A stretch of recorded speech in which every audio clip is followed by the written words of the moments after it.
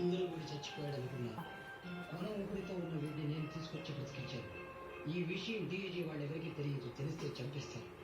Madam, మా సాంబయ్యని చంపింది DIG గాడని నాకు తెలుసు. కానీ ఏ ఆధారం లేకుండా నేను ఏం చేయగలను?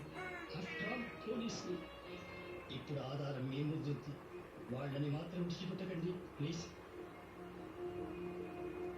అయ్య బాబోయ్, అది ఆడది కాదు నాయుడు, కంచు బత్తాది. Correct sir. నువ్వు చెప్పలేదని నువ్వేం చెప్పలేదా? వచ్చావా? ఖర్చు మొత్తం నా అకౌంట్లో రాశాను. సగం సంపద చూసావిడగా.